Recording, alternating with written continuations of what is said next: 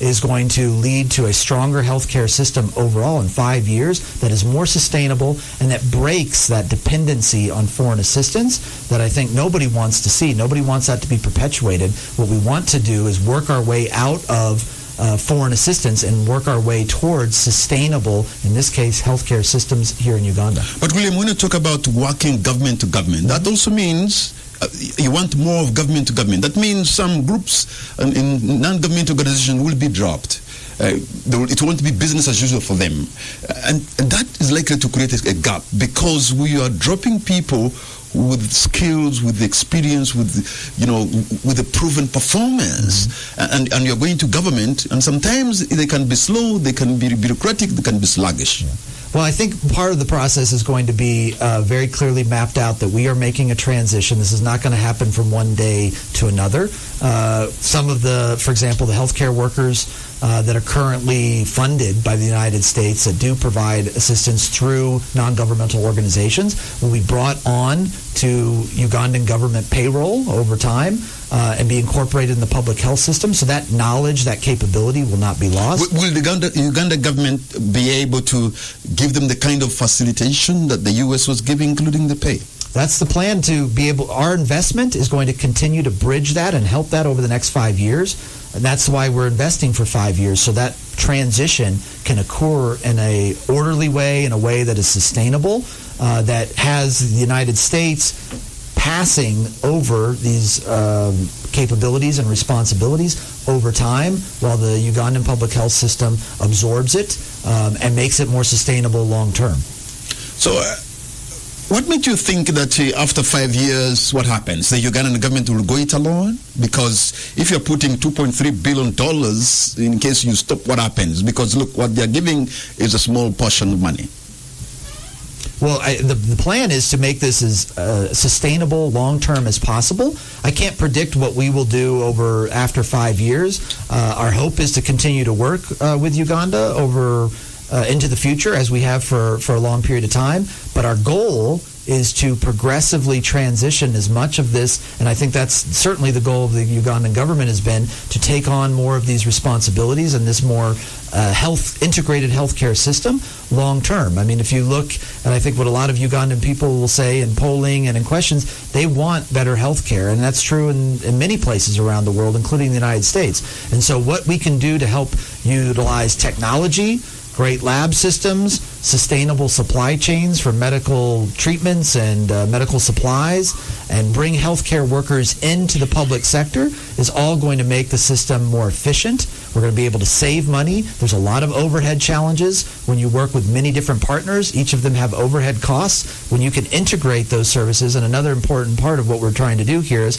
not just work on specific diseases, but again, if I'm a patient and I might have, HIV, I may be susceptible to malaria, but I also may have other chronic health conditions, and I go to a health clinic, I don't want to be treated just for one thing. I need to be treated across the board. And so I need a healthcare system that is prepared to take care of all those aspects. And I think one thing that we are going to be able to achieve in this effort is not where we've invested very heavily in HIV prevention and treatment, where we've invested very heavily in malaria and other diseases.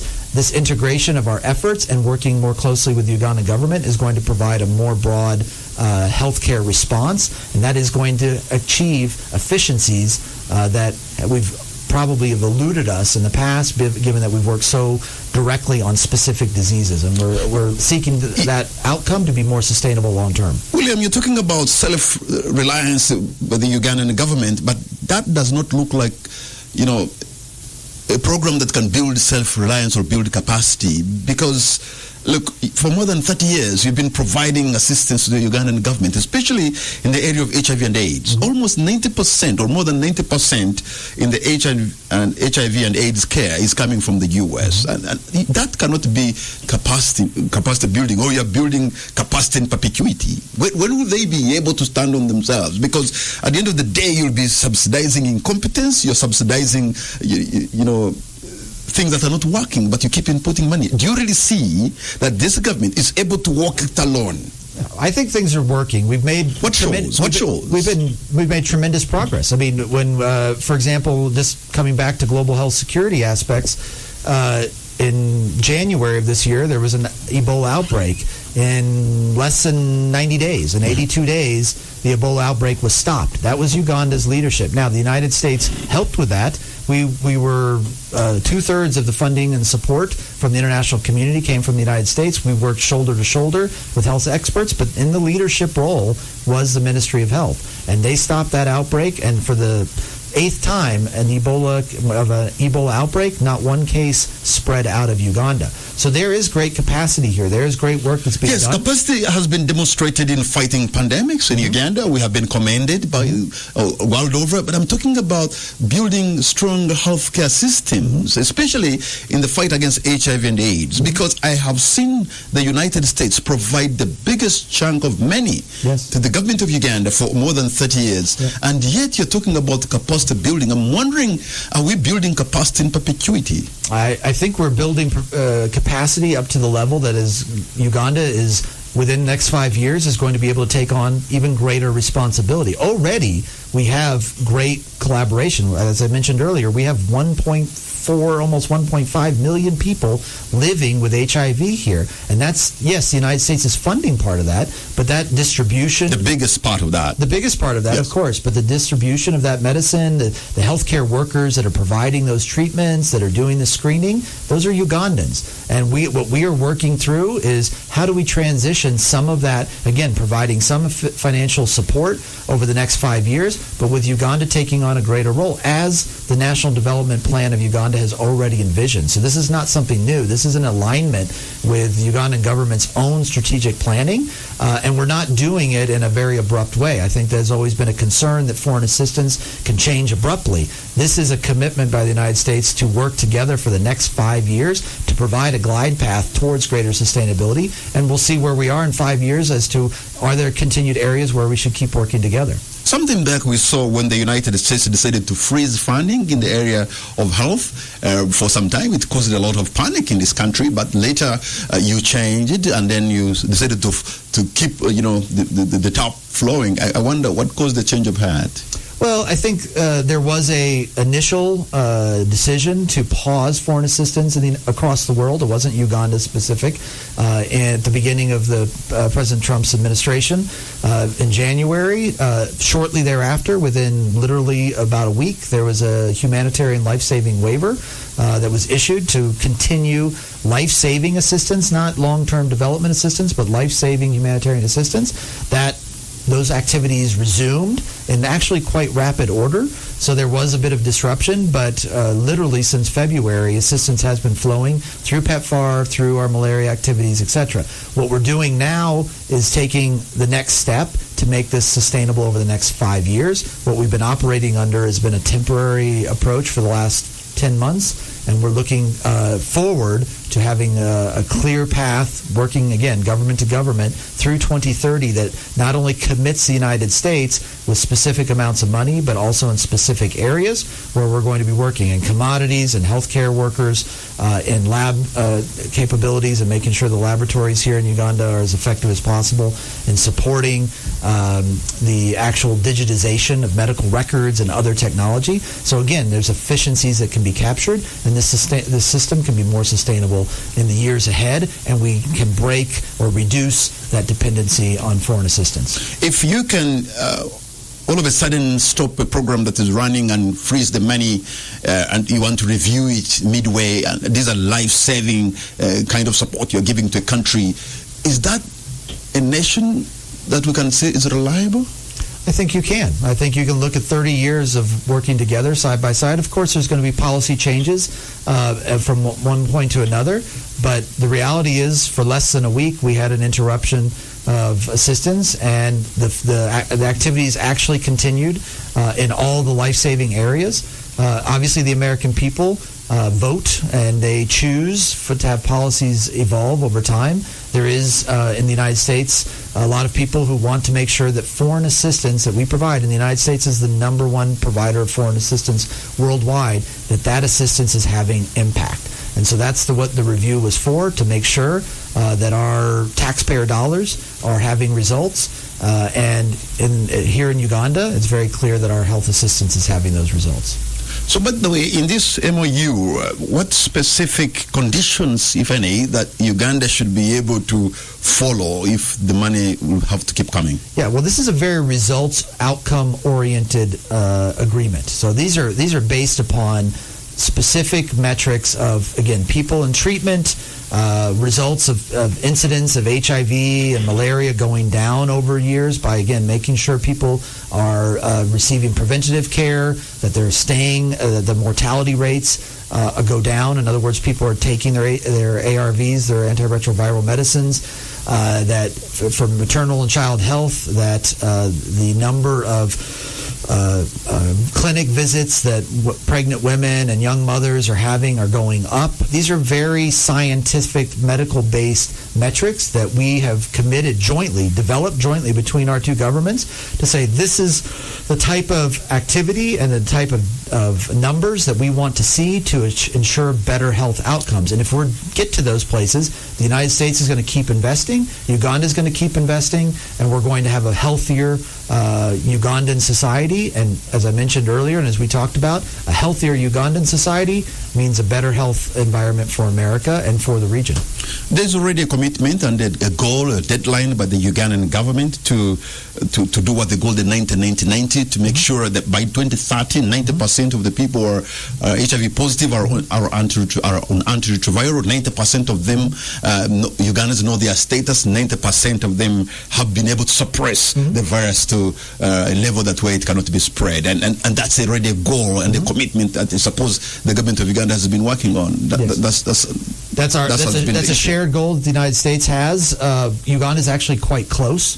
Their goal is, as you note, is to reach that by 2030. Yeah. So this is a global goal that many countries have had and that the U.S. has been supporting, and we think it's within reach. We also think with this assistance that we're doing under this MOU, we can eliminate mother-to-child transmission of HIV. We already have, through the cooperation that we've done over the years, prevented at least 250,000 babies from being born HIV positive. And we've reduced, because if you take these medicines, these preventative medicines while you're pregnant, you can actually, from an HIV positive mother, you can lower the antibodies in the mother's blood so low that they will not transmit HIV to the baby. And if we keep ensuring that pregnant mothers receive that treatment in time, and that's where these prenatal care visits, so you can detect. Lots of mothers don't necessarily know when they become pregnant they're HIV positive. But if we can ensure that as many as possible that go to a health clinic early in their pregnancy, get an HIV test, know their status, and if they are positive, begin treatment,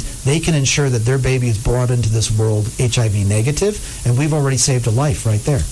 There is something they have called U equals U, undetectable equals untransmissible. Right. That if the virus in the body cannot be detected, that person probably may not be able to transmit the disease. Right. And it appears the Ugandan government and Ministry of Health, Uganda AIDS Commission is actually doing that even before this MOU. Yes, and it's been something that we've worked together with the United States and Uganda for a number of years to reach that level. And again, through taking ARVs, the antiretroviral medicines, you can lower the prevalence of the HIV virus in your bloodstream. And again, you're not only not transmitting it to other partners, but if you're a pregnant mother, you can avoid transmitting that to the child that is growing inside of you and that will be born, in this case, HIV negative.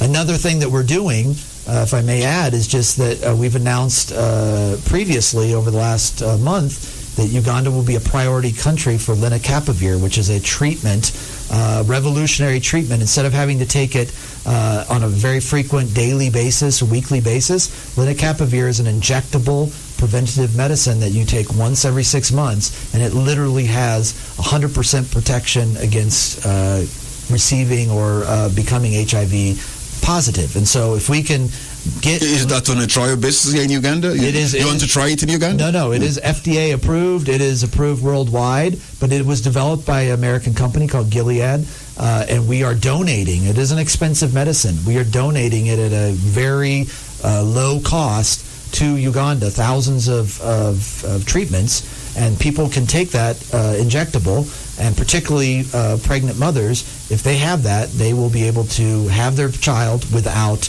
having that child be HIV positive. And so that is another scientific advancement that we have achieved and that we are sharing with countries around the world. 8 countries in particular are in priority order, and Uganda is one of them.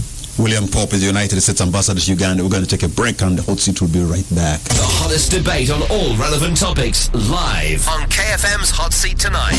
KFM's Hot Seat covers all the relevant topics. It's KFM's Hot Seat. 933 KFM just leveled up your listening experience. We now have a WhatsApp line and a group where you can share your thoughts, shout-outs, songs directly with us. You can reach us on 074-703-2192. Join our WhatsApp channel through the link posted on our X and Facebook page. AFCON is calling a family meeting, and Uganda answered. From 21st December to 18th January, the continent links up in Morocco, and DSTV Plus GoTV will bring every moment to your home. Watch the Uganda Cranes represent, feel the heat of every rivalry, and enjoy football mastery like never before. Don't miss the biggest family reunion. Get connected by paying 25k for a DSTV decoder and 19k for a GoTV decoder today. Hello? Surprise! Happy retirement. Retirement? I'm 35. And who is this anyway? Your money. Your money. Eh. And yes, I talk. You keep saying next year I'll start investing. And that's how retirement arrives. Fast. But I am planning. Plans don't grow money. Action grows. Eh. Start now. Invest me monthly with Stanbic Unit Trust. So I start now, not later. Not when things settle. Today. Let me grow for you. Don't let time retire your dreams. Start investing today with the Stanbic Unit Trust. Open an account today from as little as 100,000 Uganda shillings. SBG Securities. Keep growing for you, for them, forever. SBG Securities is regulated by the Capital Markets Authority of Uganda.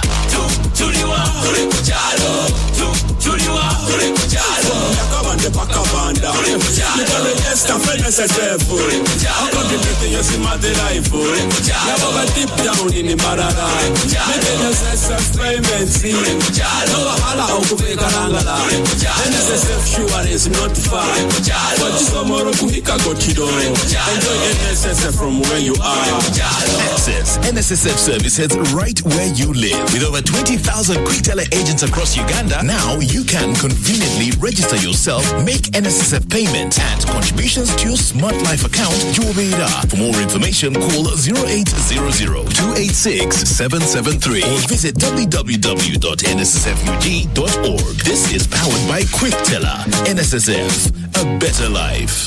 Buy 4 tires of MRF, Kumho or Cooper, do alignment and get 40,000 Ugandan shillings worth of fuel. Buy 2 tires of MRF, Kumho or Cooper, do alignment and get 25,000 shillings worth of fuel. Buy 4 tires of Pirelli or Bridgestone, do alignment and get a CJ's coupon worth 50,000 Ugandan shillings. Buy 4 MRF light truck tires and get fuel worth 100,000 Ugandan shillings. Buy 2 MRF light truck tires and get fuel worth 40,000 Ugandan shillings. Win a fully electric car. Buy 2 Linglong tires of any size, do wheel alignment and get a coupon to enter a draw to win a fully electric car. The Dubai Desert Challenge. Service your car at City Oil Bombo Road, City Oil Nakawa, City Oil Namirembe or City Oil Chibuye and stand a chance to win a fully paid trip to Dubai for 4 nights and 3 days. Buy at least 2 Linglong tires for 4x4 or SUV of 17 and above and enter a draw to win a fully paid trip to Spain to watch Real Madrid FC play live.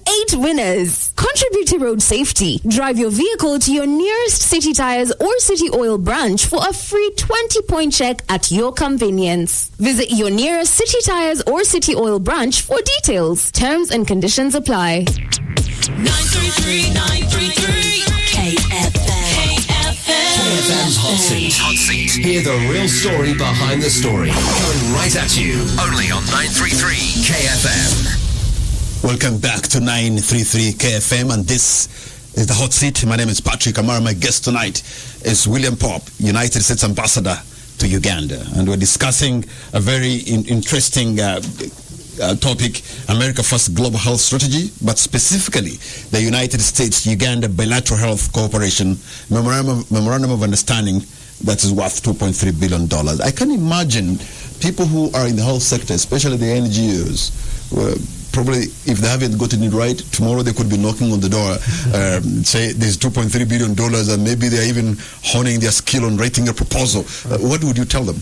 Well, I tell them, stay tuned. There will be some, normally we have traditionally put out what we call notice of funding opportunities, and you'll go to a website and people would apply.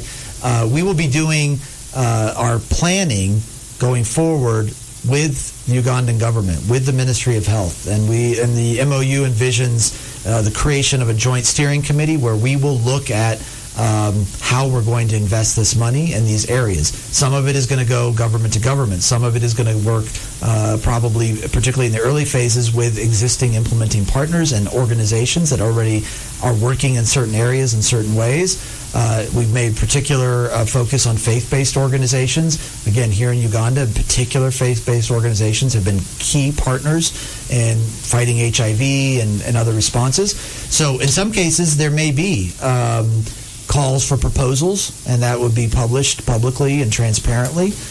In other cases, the work is going to go through the Ministry of Health, and so there'll be an opportunity for potential partners to go and engage the Ministry of Health going forward. That'll all be implemented over the coming year as we go forward with this agreement starting in 2026. You know, there has always been a reason why non-government organizations were in this space, civil society or NGOs in the health sector, for some many reasons, because they are quicker, they are efficient, they have agility and all that. So why is this MOU leaving out the people who have demonstrated agility, have demonstrated efficiency, and openness in doing this? Because when they came in this space, they're trying to cure a problem. Yeah. No, I think most NGOs that you would talk to, and certainly most international donor partners and host country governments, ultimately share the same goal, that they want to have a sustainable public health system. And so in certain circumstances, including here in Uganda, at different periods of time, either that was not possible or there were challenges, and those who could deliver the services faster or more directly in certain areas were non-governmental organizations. But that, from our perspective, is not the long-term solution. The long-term solution, and I think most NGOs would agree, is making sure that capability and that capacity is in the public healthcare system. And so we do need to make that transition, and we hope that NGOs will be partners in that effort, and that should be a goal that we share, so that in the future, 100% of public health is provided by the public health sector, by Ugandan taxpayers paying for it, and the public sector providing it, without international donors and without NGOs kind of filling in those spaces. That should be our goal. Well, what has been your experience when you are dealing with a country in Africa like Uganda and you have a program where they have to co-fund? What has been your experience? Because that is my worry. That's a big ask of $600 million.